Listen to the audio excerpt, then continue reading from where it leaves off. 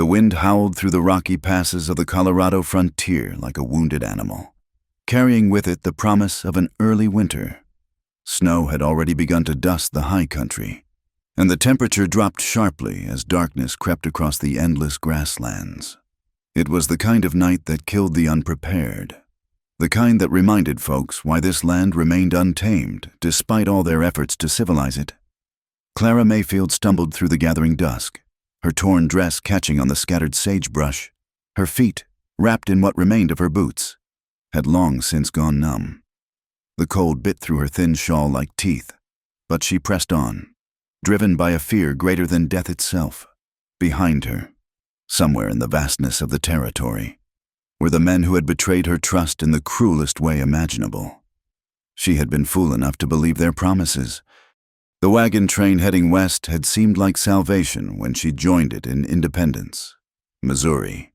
A widow at 26, with nothing left in Philadelphia after her husband's death from consumption. She'd sold everything for a chance at a new life.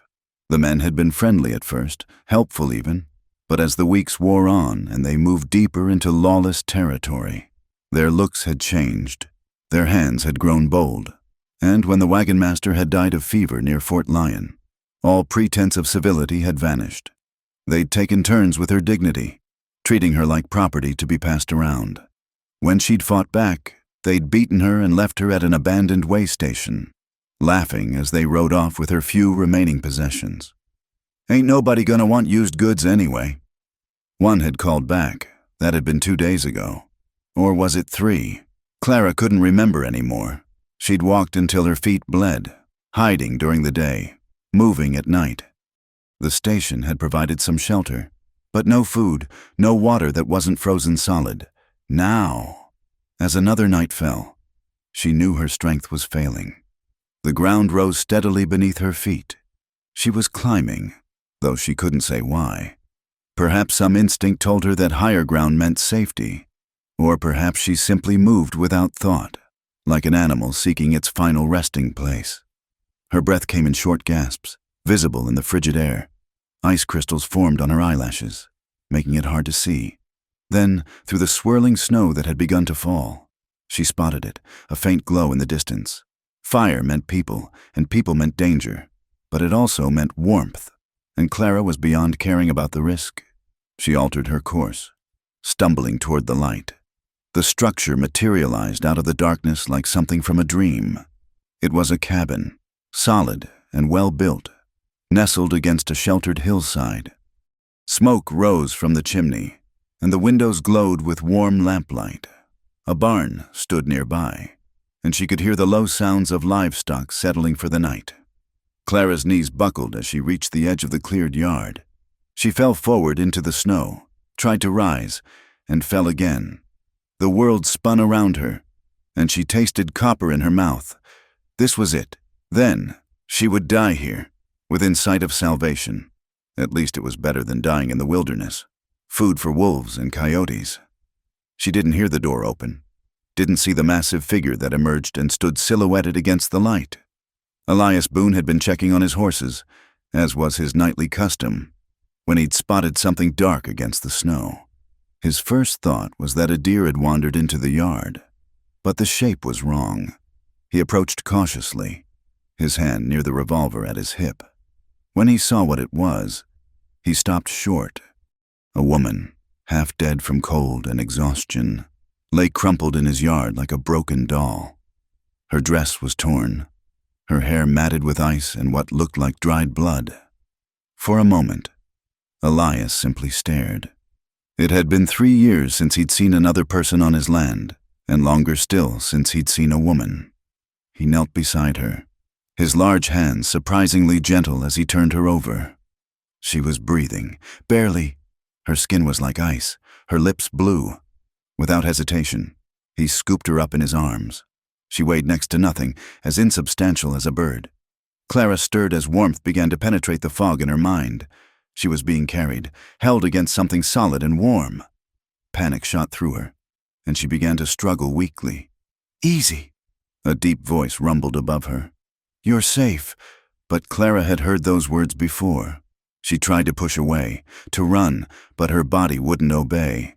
Tears leaked from her eyes, freezing on her cheeks.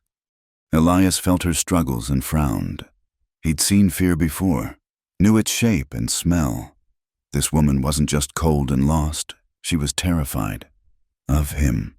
He set her down carefully near the fireplace, then stepped back, giving her space.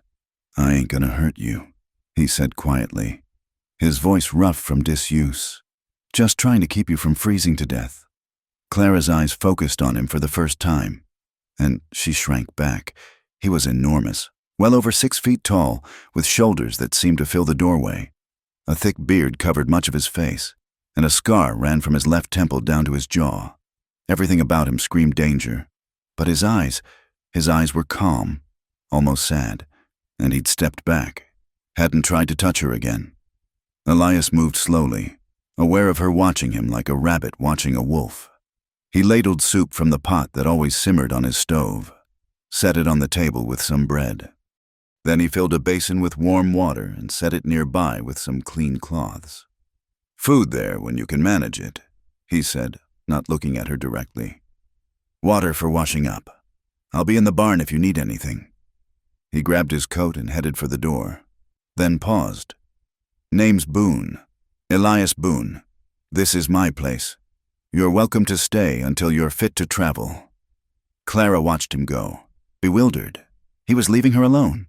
The door closed behind him, and she heard his heavy footsteps crossing the yard. For a long moment, she simply sat there, waiting for the trick, the trap. But nothing happened. Slowly, painfully, she crawled to the table. The soup smelled like heaven, and her stomach cramped with hunger. She ate like an animal, barely pausing to breathe. The warmth spread through her body, bringing feeling back to her extremities. With it came pain. Her feet were badly frostbitten, her ribs bruised from the beating she'd taken. When she'd eaten all she could manage, she turned to the basin of water. Her hands shook as she began to clean the blood and dirt from her face. In the small mirror on the wall, she barely recognized herself. Her face was gaunt, her eyes hollow, but she was alive. Elias stayed in the barn for 2 hours, giving her time. He brushed the horses, checked on the cattle, repaired a piece of harness that didn't need repairing. Finally, when he judged enough time had passed, he returned to the cabin. She was asleep on the floor near the fire, curled into a tight ball.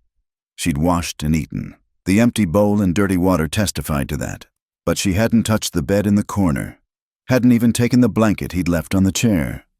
Elias sighed.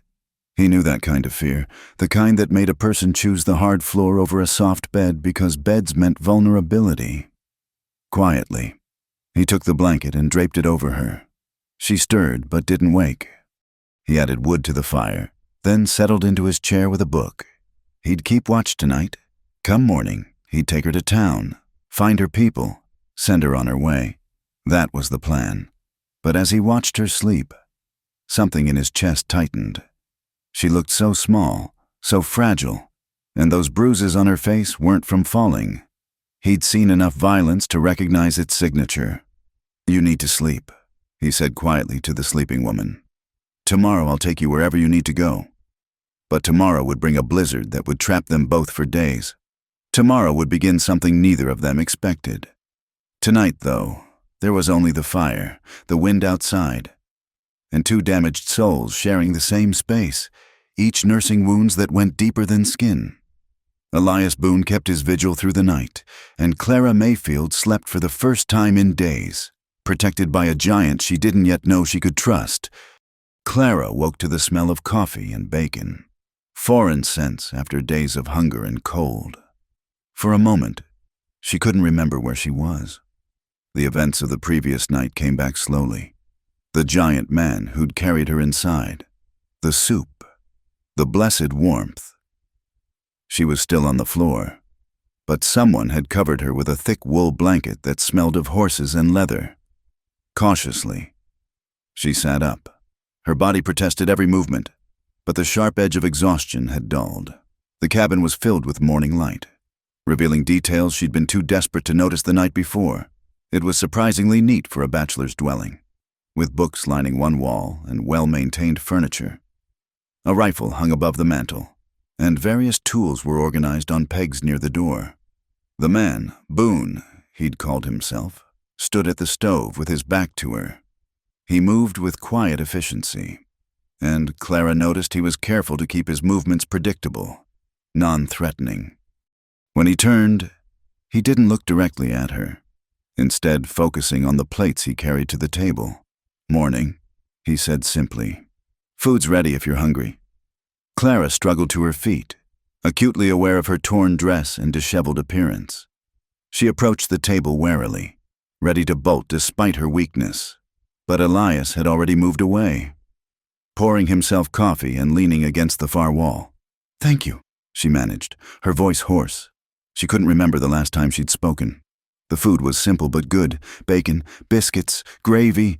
She ate slowly this time, her stomach still adjusting to being full. Elias sipped his coffee and gazed out the window, giving her space. "Storm's coming," he said eventually. "Can already see it building over the mountains. Won't be able to get you to town today." Clara's hand stilled on her fork. She'd be trapped here, with this stranger. Her heart began to race.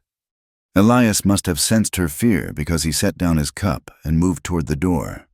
"I've got work to do outside. There's water heated for washing, and my late wife's clothes are in that trunk there." He gestured to a carved wooden chest in the corner. "They might be a bit big, but they're clean. Take what you need."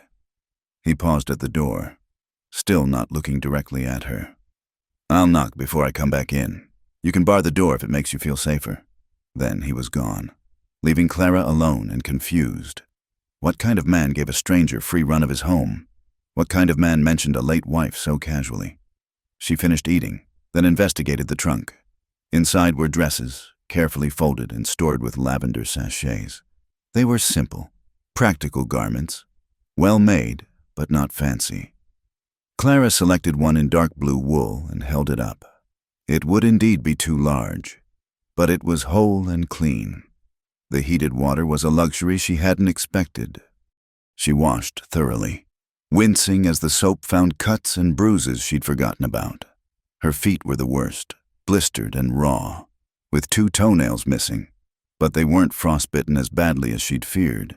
Clean and dressed, she felt almost human again.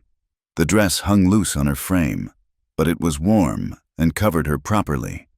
She found a brush and worked the tangles from her hair, then braided it simply. A knock came at the door, as promised. "Ma'am, can I come in?" Clara hesitated, then unbarred the door. Elias entered, carrying an armload of firewood. He glanced at her briefly, and something flickered across his face. Surprise, maybe, or pain. The dress, she realized, seeing another woman in his wife's clothes. "That color suits you," he said gruffly, then busied himself stacking the wood. They spent the morning in careful coexistence. Elias worked on repairing a saddle while Clara tidied the already clean cabin, needing something to do with her hands. She learned things about him from his possessions. He read Shakespeare and agricultural journals. He whittled small animals from wood. He kept his weapons clean but not displayed prominently.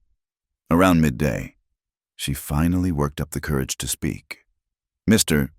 Boone, how long has your wife been gone?" His hands paused in their work. 6 years come spring. Took the fever. Her and our daughter both. I was away, fighting in the war. The pain in his voice was carefully controlled but unmistakable. Clara knew that pain, the guilt of survival. "I'm sorry," she said softly. "I lost my husband 2 years ago. The consumption took him." Elias nodded, understanding passing between them. They were both members of a club no one wanted to join. "Where were you headed?" he asked after a while. "Before." "California." Clara lied smoothly. "My sister lives there. She wrote that her husband could find me work in their store." The lies came easily. She'd rehearsed them on the wagon train before everything went wrong. "Long way to travel alone." "I wasn't alone. I was with a wagon train. But there was an accident. My wagon overturned in a river crossing. Lost everything." She kept her eyes down, hoping he wouldn't press for details. Elias studied her for a long moment, and she had the uncomfortable feeling he saw right through her story. But he simply nodded. "Well, you're welcome here until the weather clears. Then I'll take you to town. See about getting you on a stage to Denver."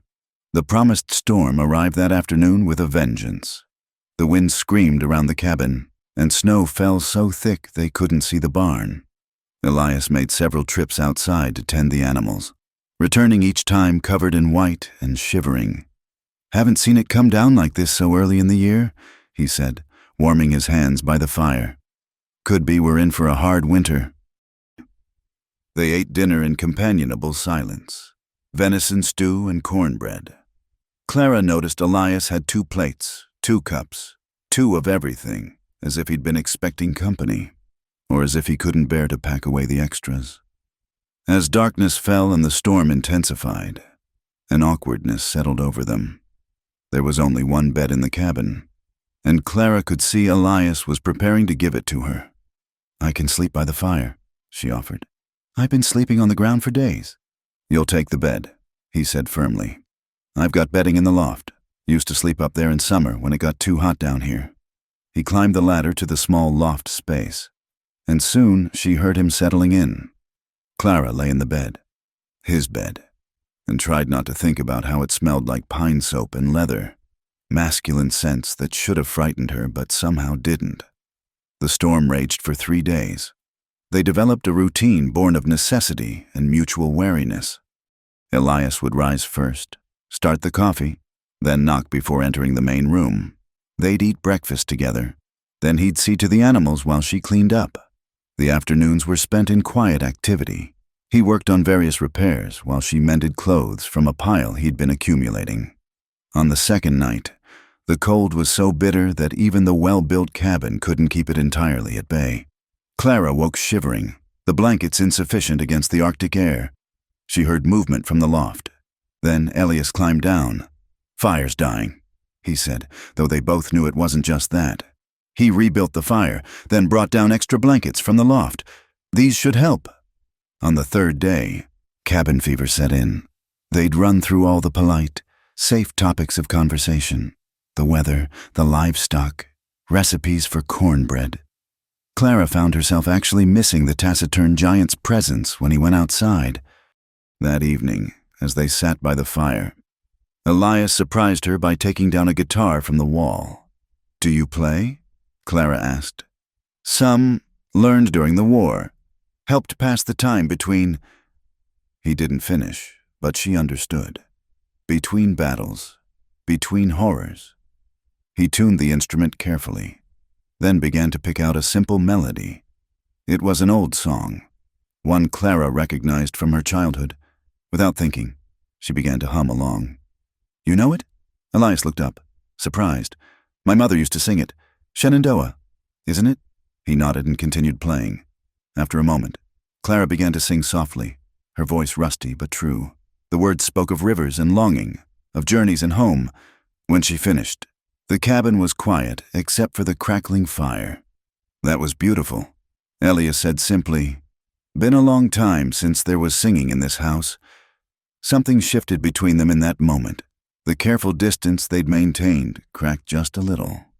Clara saw him not as a threat, but as a man carrying his own burden of loss. And Elias saw her not as an obligation, but as a person who might understand the weight of memory. "Play another?" she asked. He did, and she sang when she knew the words. The storm howled outside, but inside the cabin was warmth and music and the fragile beginning of trust. Neither of them acknowledged what was happening, this temporary domesticity that felt both dangerous and necessary. When they finally retired, Clara found herself reluctant to end the evening. "Mr. Boone?" she called softly. "Elias," he corrected from the loft. "Just Elias is fine." "Elias, then. Thank you for everything." There was a pause. "You're welcome, Clara. Sleep well." It was the first time he'd used her given name, and it felt like another small boundary crossed. Clara pulled the blankets up to her chin and closed her eyes. Tomorrow the storm might clear, and she'd have to face decisions about where to go and what to do. But tonight, she was warm and safe, and that was enough. In the loft. Elias stared at the ceiling and tried not to think about how right it felt to have another person in his home again. He'd built these walls to keep the world out, to protect himself from further loss. But sometimes, walls kept out more than pain. Sometimes they kept out life itself. The storm would pass, he told himself. She would leave. Things would go back to normal. But as he listened to her quiet breathing below, he wondered if normal was something he even wanted anymore. The storm broke on the 4th day, leaving behind a world transformed by white. Elias announced over breakfast that he'd be riding to town for supplies. Weather's clear enough, and we're running low on coffee and flour. Need to check on a few things too. He paused, not quite meeting her eyes. You could come along if you're feeling up to it. Might be able to arrange transportation to Denver. Clara's stomach tightened. She wasn't ready to face the world again, to venture back among strangers who might. She pushed the thought away. If it's all the same to you, I'd rather stay here. My feet are still healing. Elias nodded, and she thought she saw relief flash across his face. I'll be back before dark. Bar the door behind me. He hesitated, then added, There's a loaded shotgun above the door. You know how to use one? My father taught me, she said, which was true enough. After he left, Clara found herself alone in the cabin for the first time since arriving. The silence felt different now, not threatening but almost peaceful. She wandered the small space, drawn to understand the man who'd taken her in. A shelf near his bed held a few personal items, a pocket watch, a small leather journal, and a daguerreotype in a tarnished frame. She knew she shouldn't look, but curiosity won.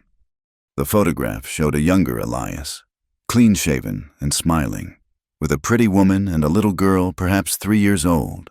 They looked happy, complete, a family destroyed by fever while he was away fighting someone else's war. She moved to replace the frame and knocked over the journal. It fell open, revealing pressed flowers between its pages. Not a journal, a memory book. Clara closed it quickly, feeling like an intruder, but not before seeing a child's drawing of a horse, carefully preserved, needing air. She stepped outside. The snow was deep, but the sun brilliant against it. She fed the chickens Elias kept in a protected coop, gathered eggs, then found herself drawn to explore the small barn. The horses nickered at her, and she stroked their soft noses, finding comfort in their simple acceptance. In the back of the barn, covered by a canvas tarp, she discovered furniture, a rocking chair, a small bed, a trunk painted with flowers. Nursery furniture, stored away but not discarded. Clara's heart ached for the giant man who couldn't let go but couldn't bear to look either. She was back inside, preparing dinner from the supplies in Elias's well-stocked pantry, when she heard horses approaching, multiple horses. Her blood turned to ice. She grabbed the shotgun, checked it was loaded, and positioned herself where she could see the door. Clara? Elias' voice called out. It's me. I've got company. The pastor from town. He's harmless. She lowered the gun, hands shaking. When Elias entered, followed by an elderly man in black, he took in her defensive position and the weapon with approval. Good, he said simply. This is Reverend Mills. Reverend. This is Mrs. Mayfield. The pastor was a kindly-looking man with silver hair and gentle eyes. He took her hand warmly. Pleased to meet you, ma'am. Elias told me you'd had some trouble on the trail. Terrible thing, losing your wagon like that. So Elias had kept her lie. Clara managed a weak smile. Yes, it was quite frightening. They shared a simple meal, the Reverend filling the cabin with easy chatter about town news. But Clara noticed him watching her, taking in her healing bruises, the way she startled at sudden movements. When he left, he pressed her hand again. You're safe here, my dear, he said meaningfully. Elias is a good man, one of the best I know. After he'd gone, Elias seemed restless. He paced the small space, picking up objects and setting them down again. Something wrong? Clara asked. Town's full of talk, he said finally. About you being here, people making assumptions. Oh. Clara felt heat rise in her cheeks. Of course people would talk. An unmarried woman staying with an unmarried man, regardless of circumstances. I don't care what they say about me. Elias continued. But it ain't right. Them talking about you, the Reverend. He offered to put you up at the parsonage until you can travel. The thought of leaving filled Clara with unexpected panic. Do you want me to go? Elias stopped pacing, his back to her. What I want don't matter. It's what's proper. What's safe for your reputation. My reputation, Clara said bitterly before she could stop herself. That was ruined before I ever reached your door. The words hung in the air between them. Elias turned slowly, his eyes searching her face. Clara, no, she said quickly. I shouldn't have said that. I'll pack my things. She fled to the bedroom area, fighting tears. Behind her, she heard Elias curse softly. Then the door slam as he went outside. Clara sat on the bed, trying to compose herself. She should go. It was the right thing to do. But the thought of leaving this sanctuary, of facing strangers' questions and judgment, made her feel sick. Here, with Elias, she'd begun to feel human again. Safe. A knock at the door interrupted her thoughts. Clara, can we talk? She opened the door to find Elias standing awkwardly, hat in hands. I'm no good at this, he began. Been alone too long, forgotten how to talk to people. But I want you to know, you don't have to go. Not if you don't want to. To hell with what people say. You don't understand, Clara said miserably. What they're saying, it's nothing compared to what's true. I lied to you. There was no wagon accident. I know. She looked up, startled. You know? Seen enough hurt to recognize it. Those bruises weren't from any wagon accident, and the fear in your eyes, he trailed off. Whatever happened, it weren't your fault, and it don't change nothing. You're welcome here as long as you need. Clara felt tears spill over. She'd held them back for so long, but his simple acceptance broke through her defenses. She cried for what had been taken from her, for the trust destroyed, for the woman she'd been before. Elias stood there uncomfortably, then awkwardly patted her shoulder. The gesture was so careful, so gentle from such a large man, that it made her cry harder. Without thinking, she leaned into him, and after a moment, his arms came around her carefully, as if she might break. It's all right, he murmured. You're safe now. I promise you that. When her tears finally stopped, Clara pulled away, embarrassed. I'm sorry, I don't usually. Nothing to apologize for. Elias handed her his handkerchief. We all got things that need letting out sometimes. That evening was quiet. They sat by the fire, not speaking but not needing to. Clara worked on mending while Elias read. The domestic scene should have felt false, but instead it felt like healing. I found your daughter's things, Clara said eventually. In the barn. I'm sorry, I wasn't snooping. I just... Sarah, Elias interrupted. Her name was Sarah. She loved horses. Was always begging to ride even though her feet couldn't reach the stirrups yet. It was the first time he'd volunteered information about his family. Clara set down her sewing, giving him her full attention. Margaret, my wife, she used to scold me for letting Sarah run wild. Said I'd turn her into a hoyden. A ghost of a smile crossed his face. She was probably right. That little girl had me wrapped around her finger from the day she was born. Tell me about them, Clara asked softly. And he did, slowly at first, then with growing ease. He painted pictures with words of a life destroyed, a young wife who sang while she cooked and grew the best tomatoes in the county, a daughter who collected interesting rocks and insisted on saying goodnight to every animal on the farm. The fever took them while I was in Georgia. He finished. By the time word reached me and I could get leave, they were already in the ground. Neighbors did what they could, but... He spread his hands helplessly.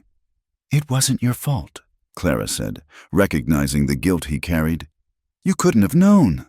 Maybe, but I chose to go fight, chose to leave them. He stared into the fire. Been living with that choice ever since. They sat in silence again, but it was different now. They'd both revealed their wounds, found them similar in shape, if not in cause. Thank you, Clara said finally, for telling me, for everything. Elias stood abruptly. It's late. We should turn in. but as he headed for the loft ladder, he paused. "Clara, you don't ever have to tell me what happened, but if you want to, I'll listen." Clara nodded, not trusting her voice. After he'd climbed to the loft, she prepared for bed, thinking about trust and wounds and the strange comfort of shared pain.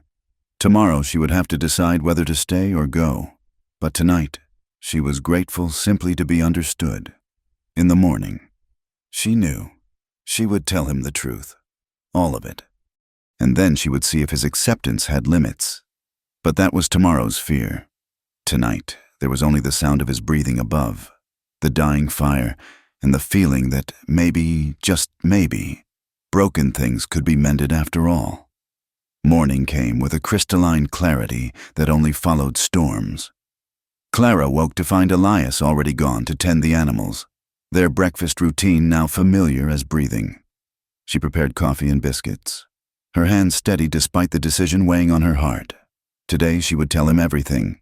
When Elias returned, stamping snow from his boots, she was ready. "I need to tell you the truth," she said without preamble. "About what really happened."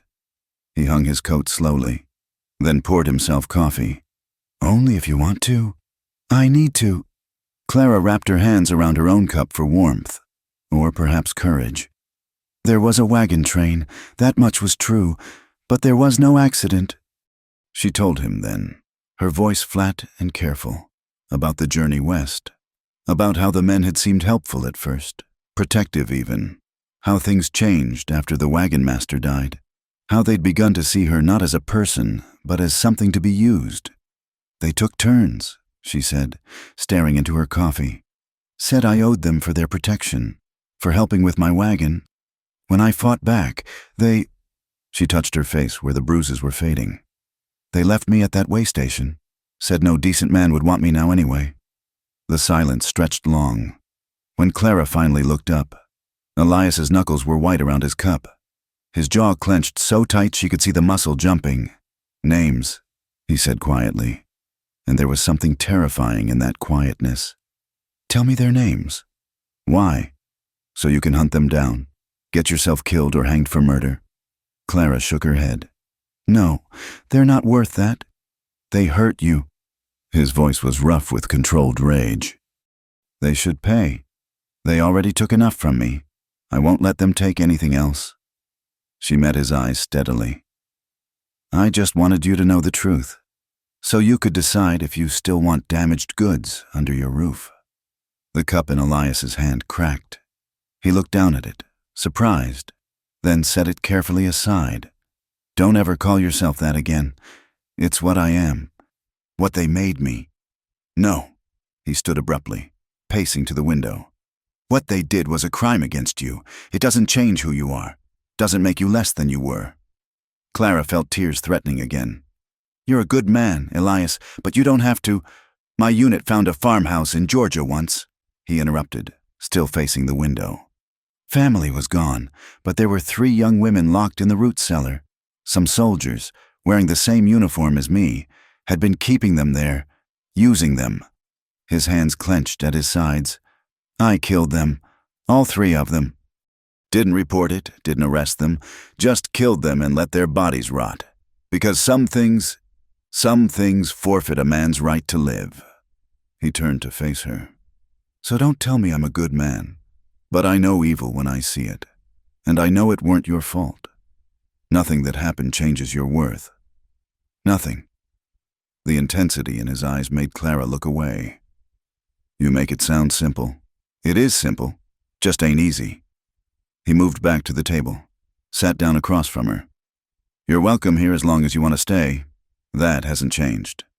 They went about their day, but something had shifted.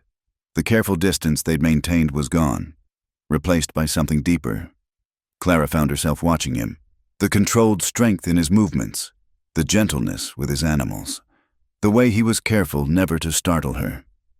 That afternoon, a rider approached the cabin. Elias was in the barn, so Clara answered the door to find a well-dressed man with cold eyes and a sheriff's star. "Ma'am." He tipped his hat. "Sheriff Watson, I'm looking for Mr. Boone." "He's in the barn." Clara said carefully. Something about this man set her nerves on edge. The sheriff's eyes traveled over her, taking in her healing bruises, her borrowed dress. You'd be the woman staying here, the one from the wagon train. Yes. Funny thing, had some men come through town yesterday, asking after a woman, said she'd stolen from them and run off. His smile was unpleasant. Description matched you pretty close. Clara's blood turned to ice. They'd come looking for her. Of course they had. She'd seen too much, could identify them. I don't know what you're talking about. No? Well, maybe Mr. Boone can clear things up. Elias appeared then, and Clara saw him take in the situation immediately. He stepped between her and the sheriff, casual but unmistakably protective. "Watson," he said flatly, "what brings you out here?" "Just following up on some accusations. Seems this lady might have some explaining to do." "She's explained all she needs to." "Anything else?" The sheriff's eyes narrowed. "Now, Boone, I know you keep to yourself, but harboring a criminal—" "She's no criminal." Elias's voice was quiet, but held an edge that made the sheriff step back. "And you know it, just like you know what kind of men would come looking for a woman traveling alone. That's a serious accusation." "Yes, it is." The two men stared at each other. Clara recognized this as some ongoing conflict, deeper than just her situation. Finally, the sheriff looked away. "Those men said they'd be back through in a week or so. Thought you should know." He tipped his hat again. "Ma'am." After he left, Clara sank into a chair. "They're coming back. Let them come." Elias checked his rifle, his movements precise. "They won't touch you again. You can't fight them all." And the sheriff, "Watson's been in certain people's pockets for years, but he's also a coward. He won't stick his neck out for a bunch of drifters." He looked at her. "You don't have to run. Not from them." That night, the fear was back. Clara lay rigid in bed, jumping at every sound. Near midnight, she gave up on sleep and crept out to sit by the dying fire. She found Elias already there, keeping watch. "Couldn't sleep either?" she asked. "Don't need much sleep." He poked at the fire, sending sparks up the chimney. "Army habit." They sat in companionable silence. Then, without planning to, Clara found herself talking about before, about her husband, her life in Philadelphia, the dreams she'd had heading west. Elias listened, occasionally asking a question, but mostly just present. "I used to sing in church," she said. "Loved it. Haven't been able to since. After. Feels like they took that too." "You sang the other night, during the storm." "That was different. That was just us." Elias was quiet for a moment. "Maybe that's how you get it back. Start small, safe, build back up. Maybe." She pulled the blanket tighter around her shoulders. "Elias, what you said about those soldiers, do you regret it?" "No." The answer was immediate. "Only regret I didn't find them sooner. But killing, doesn't that change you? War changes you. But sometimes the killing is the most human thing you can do." He looked at her. "If those men come here, if they try to hurt you again, I'll kill them. Want you to know that up front. Won't lose sleep over it neither."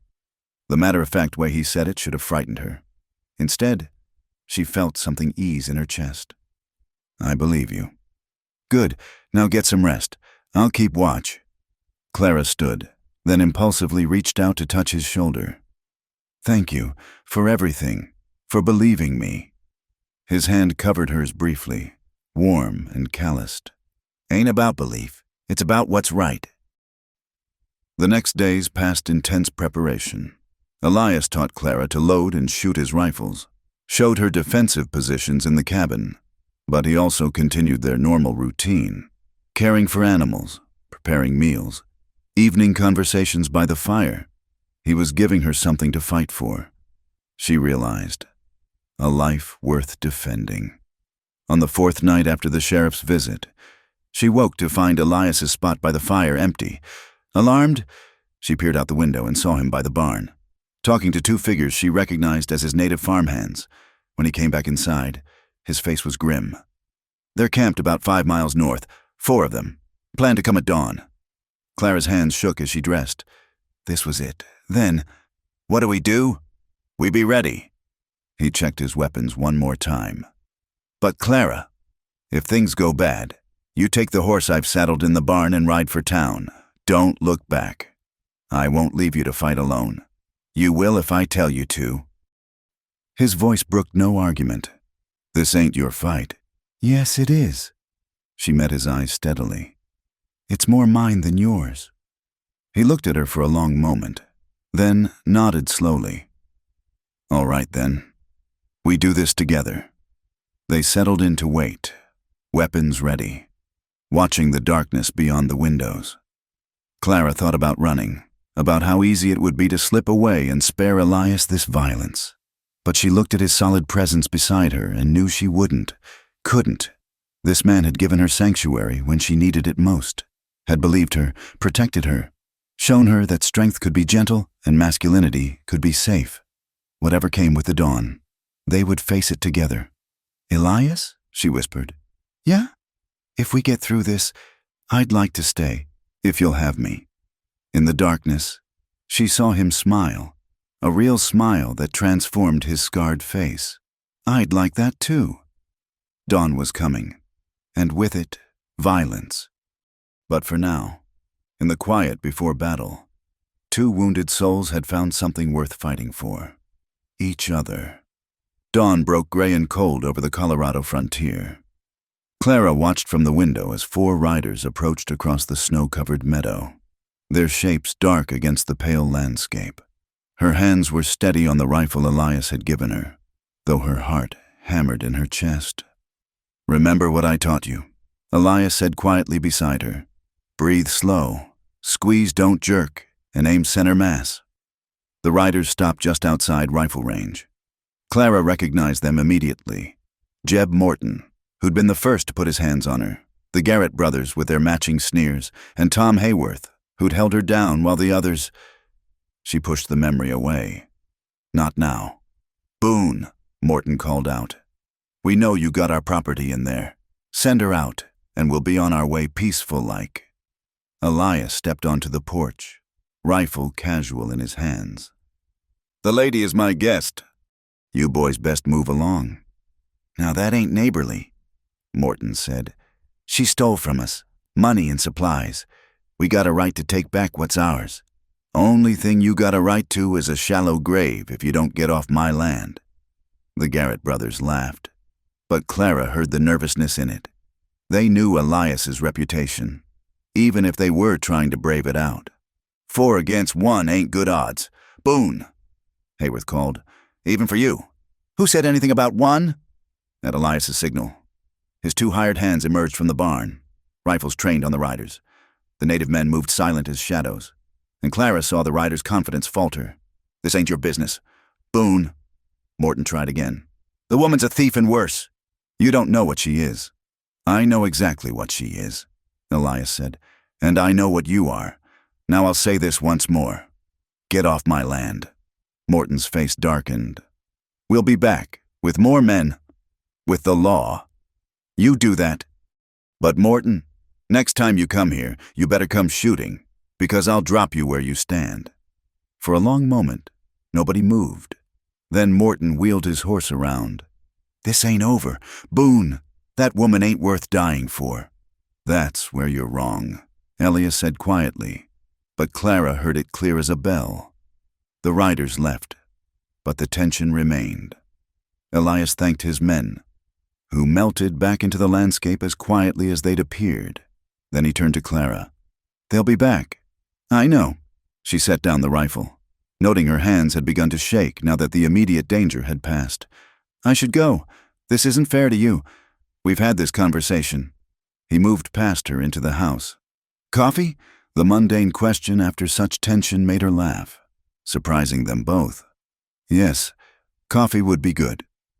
They spent the day preparing, checking weapons, reinforcing shutters, discussing defensive positions. But as night fell, something shifted between them. The shared danger had stripped away the last pretenses. The careful distances they'd maintained After dinner, as they sat by the fire, Clara found herself studying his face in the flickering light. The scar that had seemed frightening at first now just seemed part of him, like the lines around his eyes from squinting into the sun. "What?" he asked, catching her stare. "Just thinking how different you are from what I expected." "What did you expect?" "I don't know. When I first saw you, you looked so—" She searched for words. "Dangerous. Frightening. I can be both those things." "Yes, but that's not who you are. Not really." She set down her mending. "You're gentle with your animals. You read poetry. You kept your daughter's drawings." Something shifted in his expression. "Clara, I know we haven't— I understand this is just temporary, but—" He stood abruptly, pacing to the window. "It doesn't have to be." "What?" "Temporary. It doesn't have to be—" He turned to face her. "I told myself I was just helping someone in need. Christian charity. But that ain't the truth. Not anymore." Clara's breath caught. "Elias, I know you've been hurt. No, you might not be ready for anything. But I need you to know—" He stopped, struggling with words. "These past weeks, having you here, it's been like coming alive again. Like remembering there's more to life than just surviving." Clara stood slowly, crossed to him. "I feel the same, but I'm broken. Elias, what those men did doesn't matter." His voice was fierce. "Doesn't change how I see you." She reached up, touched his scarred cheek. He closed his eyes, leaning into her touch like a man starved for it, which, she realized, they both were. "Clara," he said roughly, "I need to know if— Can I kiss you? Is that all right?" The careful way he asked, the respect in it, made her eyes burn. "Yes." He cupped her face gently, so gently, and lowered his mouth to hers. The kiss was soft, tentative. Nothing like the brutal claiming she'd endured. This was a question, not a demand, an offering, not a taking. When they parted, both were breathing unsteadily. "I won't push," he said. "Whatever you're ready for, whenever you're ready. Or never, if that's what you need. Just stay." "Yes," she whispered. "Yes." That night, they shared the bed for the first time, just holding each other, fully clothed. But it was an intimacy Clara hadn't thought she'd ever want again. Elias's arms around her felt like safety, like home. She woke in the dark to find him tense beside her. "What is it?" "Thought I heard something." They listened, but there was only wind. Still, old habits died hard. Elias rose to check the windows. "Tell me about after the war," Clara said, wanting to fill the darkness with something other than fear. "How did you end up here?" He settled back beside her. "Came home to find everything gone. Sold the farm in Missouri. Couldn't stay there with all the memories. Heard about land out here. Empty and hard. Seemed fitting. Do you ever regret it? Living so isolated? Used to think it was what I deserved. Penance, maybe." His arm tightened around her. "Now I think maybe it was just waiting." "For what?" "For you." The simple statement undid her. She turned in his arms, kissing him with a desperate hunger that surprised them both. His hands tangled in her hair, and she felt alive, truly alive, for the first time since the attack. "Clara," he gasped. "We don't have to." "I want to," she said, and meant it. "I need to know they didn't take this from me too. I need to feel something good again." What followed was careful and tender, with Elias checking constantly that she was all right, that she wanted to continue. He treated her body like something precious, something to be worshipped rather than conquered. When old fears surfaced, he stopped immediately, holding her until they passed. "We have time," he murmured against her hair. "All the time you need." In the end, it was Clara who led, who showed him what she wanted, what she could handle. And when they finally came together, it was with a sweetness that washed away some of the darkness, replaced brutality with tenderness, taking with giving. Afterward, they lay entwined, Clara's head on Elias's chest, listening to his heartbeat.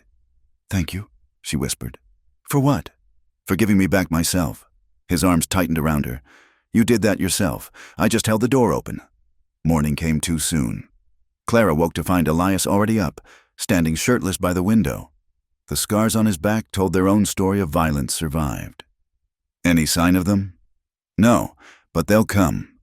He turned to her, and his expression softened. Morning. The tenderness in that single word made her smile. Morning. They dressed, ate breakfast, went about the morning chores, but everything felt different now. Charged.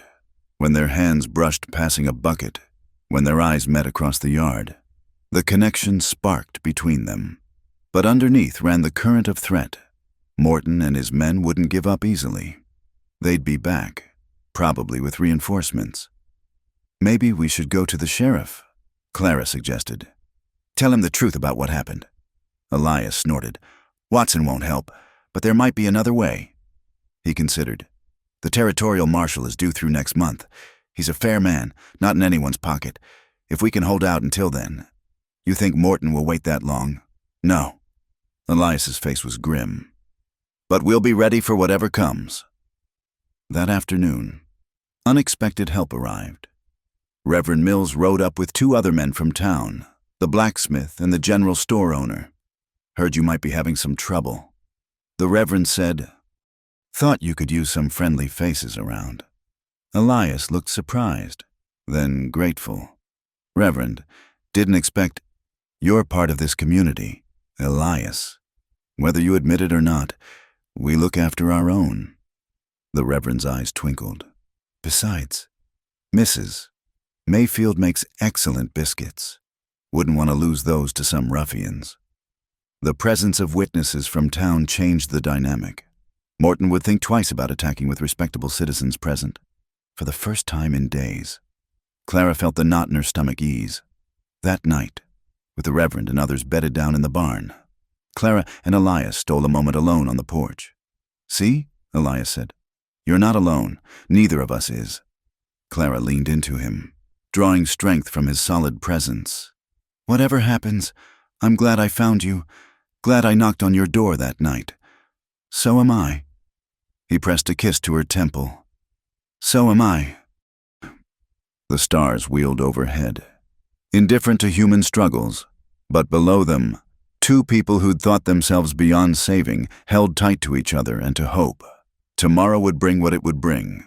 But tonight, they had this connection, protection, and the fierce determination to fight for the life they were building together. In the barn, the men from town checked their weapons and kept watch. On the frontier, community meant survival, and they'd decided Clara and Elias were worth protecting. Morton and his men had no idea what they were truly up against. Not just one man and one woman, but the bonds that turned strangers into family, houses into homes, and the wild frontier into civilization. One act of courage at a time. The trip to town came 3 days later, after Morton and his men had seemingly vanished.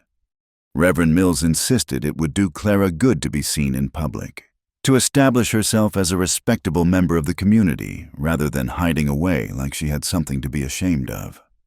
Elias drove the wagon, Clara beside him in her best dress, one of Margaret's that she'd altered to fit. The morning was crisp and bright, and for a moment she could almost pretend they were just another couple heading to town for supplies. Nervous? Elias asked, sensing her tension. A little. She smoothed her skirts. It's been a while since I faced a crowd. You don't face them alone. He covered her hand briefly with his. Remember that. The town of Cedar Ridge was small but bustling, with a main street lined with storefronts and busy with Saturday morning shoppers. Clara felt eyes on them immediately. Curious, speculative, some hostile. She kept her chin up, her hand tucked properly in Elias's arm. Their first stop was the general store. Mrs. Pemberton, the owner's wife, greeted them with cool politeness that warmed considerably when Elias introduced Clara as Mrs. Mayfield, who's been helping out at my place since her troubles on the trail. Oh, you poor dear. Mrs. Pemberton clucked. Losing your wagon like that. What a terrible ordeal. Clara murmured appropriate responses, playing the role of genteel widow fallen on hard times. It wasn't entirely a lie, which made it easier to maintain. They were selecting fabric when trouble walked through the door. Not Morton, but 3 women Clara recognized as the town's social arbiters, the banker's wife, the mayor's sister, and a widow who ran the boarding house. Mr. Boone, the banker's wife, Mrs. Dalton, said with icy politeness. Her gaze slid to Clara like a blade. And this must be your guest. Mrs. Mayfield, Elia said firmly. Mrs. Dalton, Mrs. Hayes, Mrs. Crawford. The women barely acknowledged the introduction. Such unfortunate circumstances, Mrs. Crawford said, though her tone suggested she found them more scandalous than unfortunate. A young woman, alone, taking shelter with an unmarried man. Whatever the reason, it does invite speculation. Clara felt Elias tense beside her, but she pressed his arm gently. Indeed it does, she said calmly. How fortunate that Mr. Boone's Christianity overcame any concern for gossip. I shudder to think what would have become of me, injured and lost in that blizzard, if he'd turned me away for propriety's sake. Mrs. Pemberton nodded vigorously. Exactly right. Christian charity shouldn't bow to wagging tongues. The 3 women exchanged glances. Of course, Mrs. Dalton said, though one must wonder why you haven't relocated to more appropriate accommodations now that you're recovered. Because I offered her employment, Elias said flatly. She's keeping house while she saves money to continue west. Unless there's some impropriety in honest work, the challenge in his voice was unmistakable. The women retreated, but Clara could feel their disapproval following her through the store. Outside, she let out a shaky breath. That went well? You handled them perfectly. Elias helped her into the wagon. Bunch of bored harpies with nothing better to do than judge others. Their next stop was the church.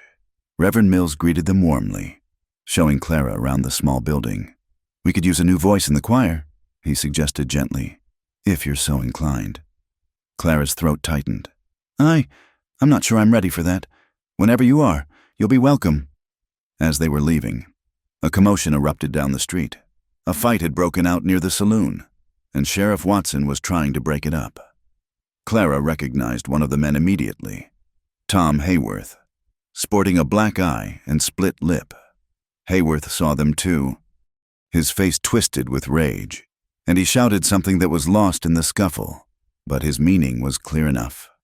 Time to go, Elias said quietly, steering Clara toward the wagon. But their path was blocked by a small, fierce-looking woman in her 50s. Clara recognized her as Mrs. Rodriguez, who ran the boarding house with her husband. You're the woman staying with Senor Boone, she said, her accent slight but noticeable. Yes, ma'am. Mrs. Rodriguez studied her with sharp black eyes, taking in the healing bruises still faintly visible. Then she nodded decisively. You come to my house for tea tomorrow. 2 o'clock. It wasn't a request. Clara glanced at Elias, who looked as surprised as she felt. Thank you. I'd be honored. Good. And Senor Boone? Those men who trouble her, they stayed at my place last week. I hear things. Her expression hardened. They are bad men, animals. You protect her. I intend to see that you do. She patted Clara's hand. Tomorrow, mija. We talk. As they drove home, Clara puzzled over the encounter. Why would she? The Rodriguez family knows about prejudice and judgment, Elias said. They've faced their share. Maybe she recognizes someone else being unfairly marked. That evening, as they sat by the fire, Clara found herself telling Elias about her life before, her childhood in Philadelphia, her marriage to a kind but sickly man. The dreams that had died with him, I was a different person then, she said. Innocent, trusting. Sometimes I wonder if that woman is gone forever. Not gone, Elia said. Changed. But the core of you, the strength, the kindness, the music in you, that's still there. How can you be so sure? Because I see it. Every day. He set aside his book. Clara, what those women said today. About propriety. Don't. She moved to sit beside him. I don't care what they think. But your reputation was ruined the moment those men put their hands on me. You think I don't know what people assume? What they whisper? Her voice was fierce. Let them whisper. I know the truth. You know the truth. That's all that matters. He pulled her close, and she rested her head on his shoulder. Still, he said quietly, it ain't right. Them talking about you like that? Then maybe we should give them something else to talk about. He pulled back to look at her. What do you mean? Clara's heart pounded, but she forged ahead. I mean, if I'm going to be gossiped about anyway, I'd rather it be for something real, something I choose. Clara, I'm not saying we should. I don't know what I'm saying. She laughed shakily. Just that I'm tired of apologizing for surviving. Tired of feeling ashamed for finding something good after something terrible. Elias cupped her face in his hands. You never have to apologize to me for anything.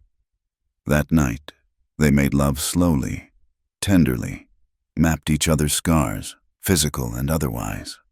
Clara felt something shift inside her, some last wall crumbling. This was choosing. This was reclaiming. This was hers. The next afternoon, she kept her appointment with Mrs. Rodriguez. The older woman served strong coffee and sweet cakes, then got straight to the point. Those men who hurt you, they were bragging, in their cups at the saloon. My nephew, he tends bar there. He heard things. Clara's stomach turned. What things? Details I won't repeat, but also plans. They mean to take you back, one way or another. They say you saw something, know something that could hurt them. I don't understand. I didn't see. Clara stopped. Actually, she had, the night before they'd turned on her. She'd seen them meet with some men, exchange packages. She'd thought nothing of it at the time. But now, you remember something, Mrs. Rodriguez said shrewdly. Maybe. They met with some soldiers from Fort Lyon, gave them supplies in exchange for... Clara concentrated. Rifles. Army rifles. Mrs. Rodriguez's expression grew grim. Gun running. That's a hanging offense. No wonder they want you silenced. Clara felt cold. This was worse than she'd thought. They wouldn't just want her back, they'd want her dead. You tell Senor Boone, Mrs. Rodriguez instructed. And you be very careful. These men, they have killed before. I can see it in their eyes. Clara returned home shaken. Elias listened grimly as she relayed what she'd learned. Changes things, he said. They're not just trying to get their sick pleasure. They're covering their tracks. I'm sorry. I didn't mean to bring this to your door. Our door, he corrected firmly. And I'd rather know what we're really fighting. That night, neither slept well. Clara kept starting at shadows, and Elias prowled the cabin like a caged wolf.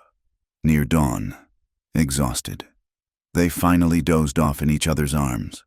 They woke to smoke. Fire! Elias bolted upright, then relaxed marginally.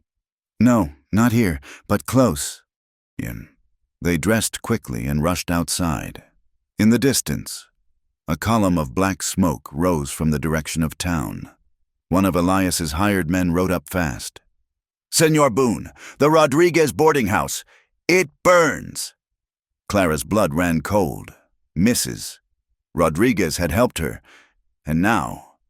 Anyone hurt? Elias demanded. No, gracias a Dios. Everyone escaped, but Senora Rodriguez... She says to tell the Senora. He looked at Clara. She says the men who did this left a message. They said, stop hiding behind others or more will burn. Clara sank onto the porch step. This was her fault. People were being hurt because of her. No, Elias said, reading her face. This is on them, not you. But Mrs. Rodriguez is a tough woman who survived worse, and now the whole town knows what kind of men these are. He helped her to her feet. This ends now. I'm riding to Fort Lyon, reporting the gun running. Let the army deal with them. They'll know, I told. They'll be too busy running from military justice to worry about you. His face was set. Pack what you need. You're coming with me. We'll stay at the fort until this is resolved. Clara nodded, relief and fear warring in her chest. But as she turned to go inside, she stopped. Elias, when this is over, will you still want me here? He caught her hand, pulled her back to him. When this is over, I'm hoping you'll want more than just here, but we'll discuss that when you're safe. Despite everything, Clara felt warmth bloom in her chest. Whatever came next, they'd face it together. Morton and his men had made a crucial mistake. They'd threatened not just her, but the community that had begun to claim her as its own. And on the frontier, that was a declaration of war. They never made it to Fort Lyon. The attack came at dusk, 5 miles from the ranch. Elias had stopped the wagon to water the horses at a stream when the first shot rang out. The bullet splintered the wagon seat inches from Clara's head. Down! Elias shoved her to the wagon bed, covering her with his body as more shots followed. The horses screamed and reared, but Elias's training held. They didn't bolt. Clara peered through a gap in the wagon slats. 4 riders were closing in fast, using the failing light and surrounding rocks as cover. Morton led them, his face twisted with desperate fury. Should have minded your own business. Boone! Morton shouted. Now you both die. Elias had already grabbed his rifle, returning fire with deadly accuracy. One rider tumbled from his saddle, but the others kept coming. They were trying to circle the wagon, trap them in crossfire. Can you shoot? Elias thrust his revolver into Clara's hands. Yes. Her voice was steadier than her hands. Good. Watch the left side. I'll take right. The battle was fierce and chaotic. Gunfire echoed off the rocks. Powder smoke filled the air. Clara forced herself to aim, to squeeze the trigger, to become someone she'd never wanted to be, someone who could kill to survive.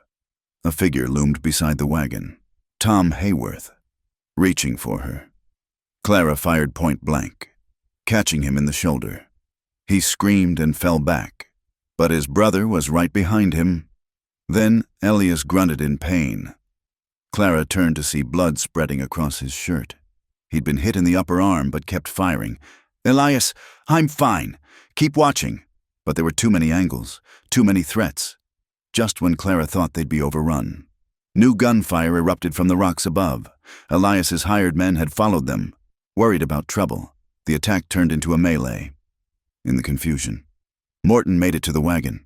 He grabbed Clara's hair, trying to drag her out. She fought wildly, clawing at his face. Then Elias was there, wounded arm and all, pulling Morton away. The 2 men grappled in the dirt. Morton was younger, uninjured, but Elias fought with the fury of a man protecting what was his. They rolled, punched, fought for control of Morton's gun. Clara couldn't get a clear shot. Then she saw another rider bearing down on them, one of the Garrett brothers. Rifle aimed at Elias's exposed back. She didn't think, just acted. The revolver bucked in her hands. Garrett jerked and toppled from his horse. But the shot distracted Elias for a crucial second. Morton's gun swung toward him. No! Clara lunged forward, trying to knock Morton's arm aside. The gun went off. Pain exploded through her side as the bullet grazed her ribs. She fell, gasping. Clara! Elias's roar was inhuman. He wrenched the gun from Morton and brought it down on the man's skull with crushing force. Morton dropped like a stone. Then Elias was beside her, his hands gentle but urgent as he checked her wound. Let me see. Let me. Clara. Talk to me. I'm all right. She wasn't. Not really.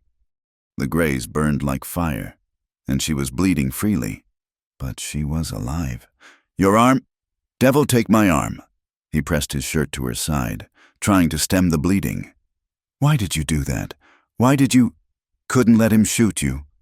She touched his face, leaving a bloody handprint. Couldn't lose you, too.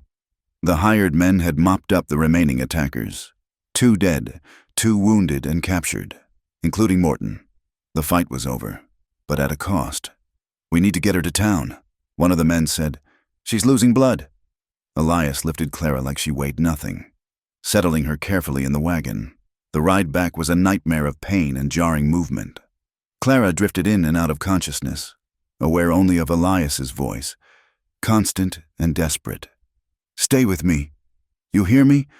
Clara, you stay with me. I can't do this again. Can't lose another. Please, darling, please." She wanted to reassure him, but darkness was pulling her down. The last thing she heard was Elias praying, something she'd never heard him do before. Clara woke to lamplight and the smell of carbolic. She was in a bed, not Elias's bed. The room was unfamiliar, but clean and well-appointed. "Thank God," Elias's voice, rough with exhaustion. He sat beside the bed, his left arm in a sling, his face haggard. "Doctor said you'd be fine, but you've been out for 2 days." "2 days?"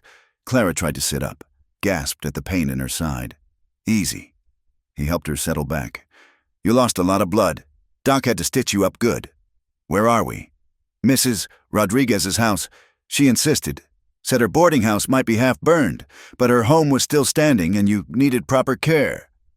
Clara absorbed this. "Morton?" "In jail, along with Hayworth. The other 2 didn't make it." His face was grim.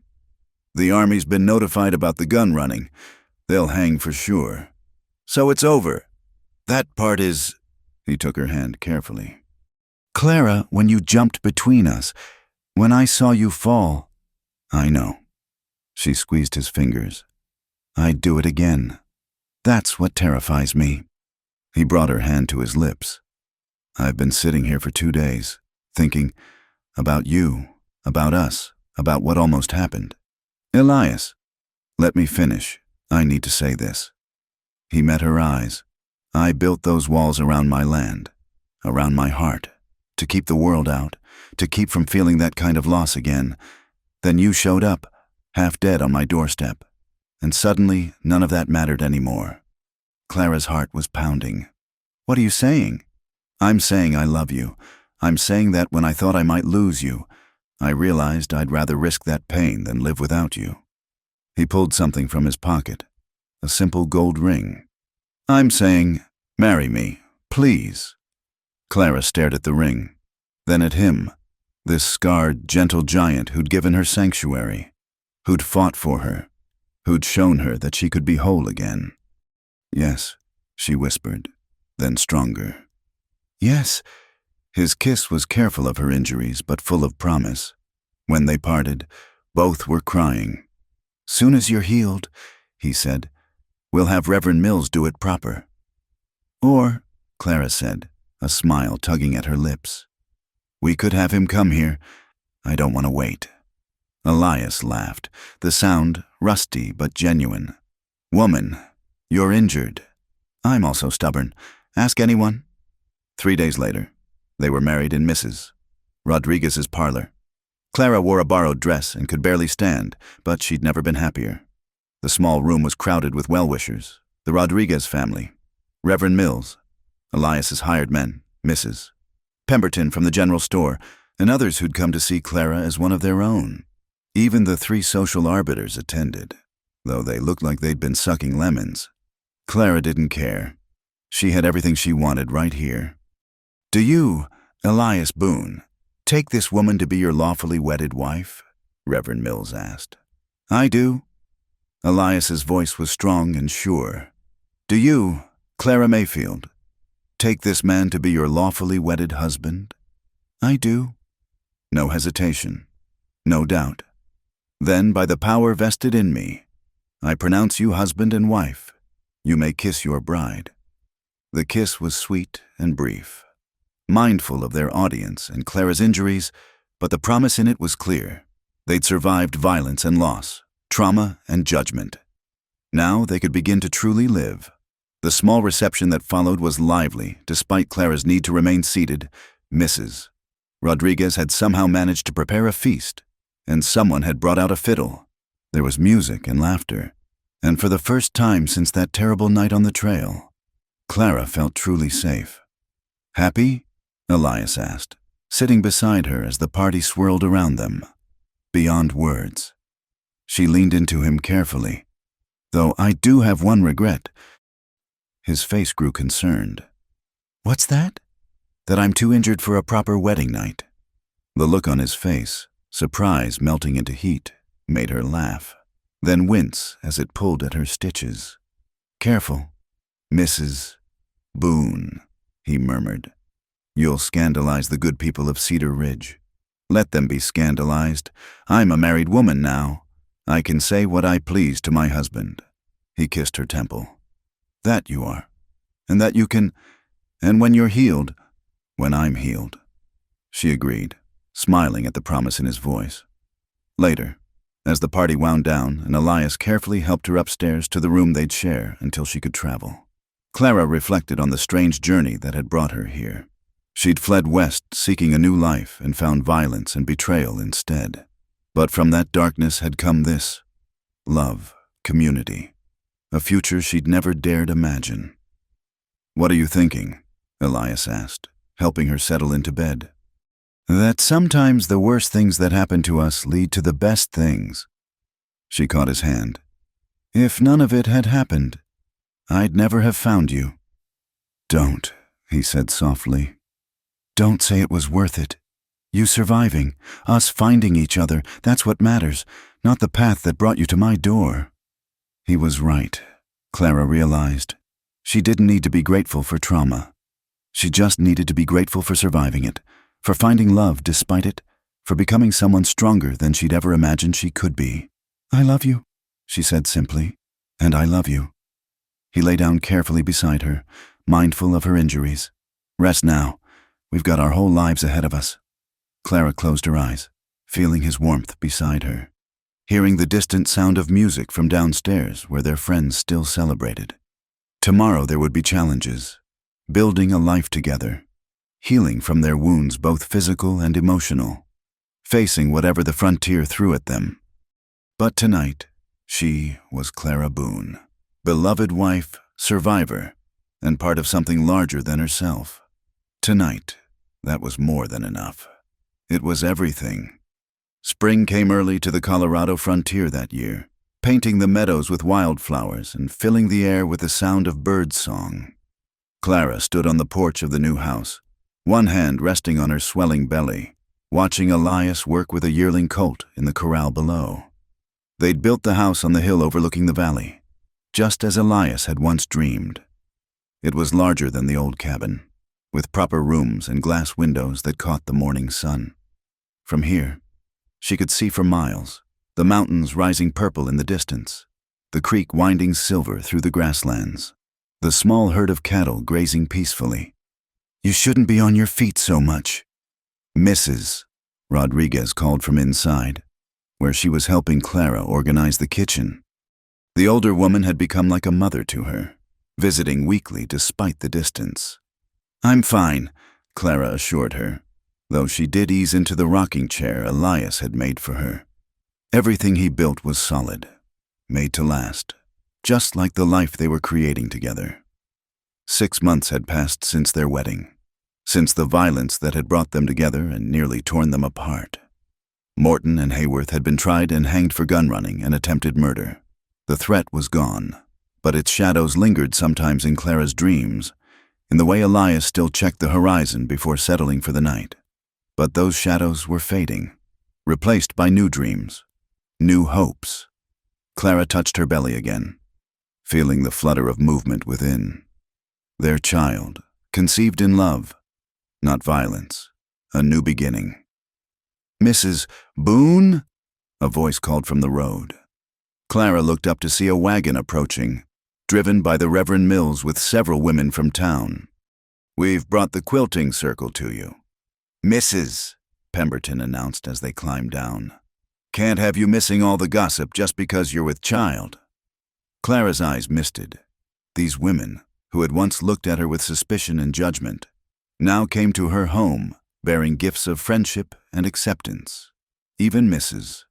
Dalton was among them, carrying a basket of baby clothes. They settled in the main room, needles flying as they worked on a quilt for the baby. The conversation flowed easily. News from town, plans for the spring social, gentle teasing about Elias's protective hovering. "He barely lets me lift a teacup." Clara laughed. Yesterday I caught him trying to carry the egg basket for me. They're all like that with the first one. Mrs. Crawford said knowingly. My Herbert followed me around like a shadow until little James was born.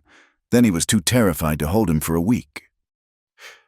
The women laughed, and Clara felt a warmth that had nothing to do with the fire in the hearth. This was what she'd dreamed of when she'd headed west. Not just a new start, but a place to belong. As the afternoon wore on, the conversation turned to plans for the church's new building.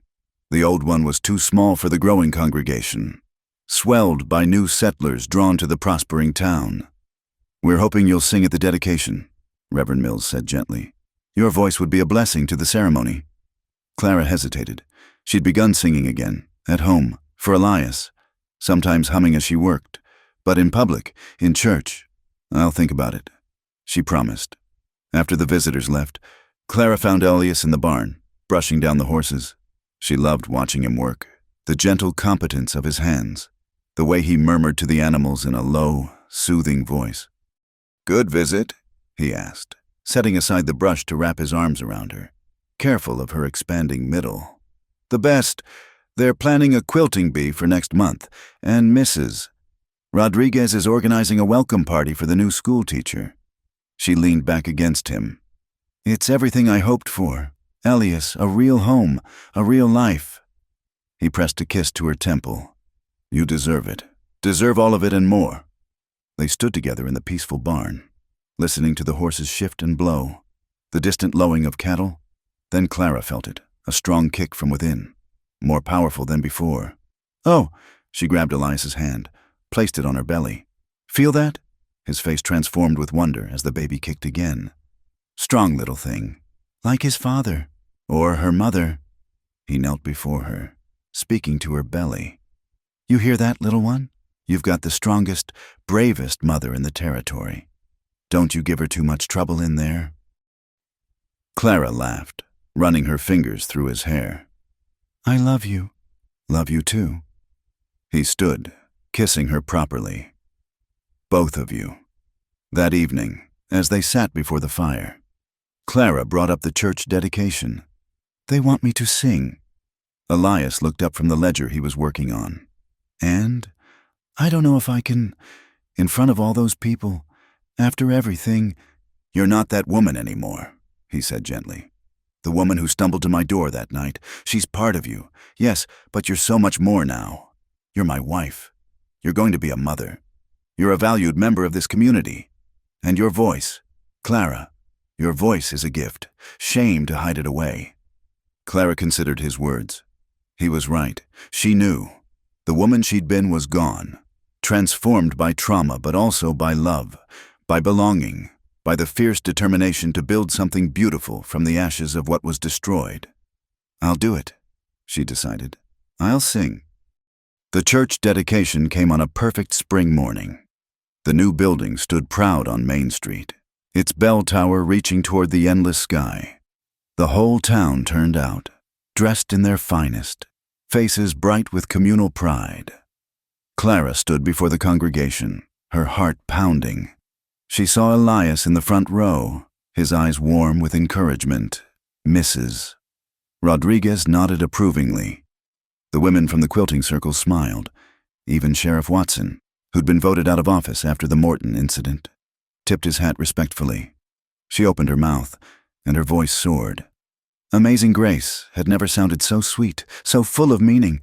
She sang for all of them, for the woman she'd been, for the woman she'd become, for the child growing within her, for the man who'd shown her that love could be safety instead of danger. When she finished, there wasn't a dry eye in the church.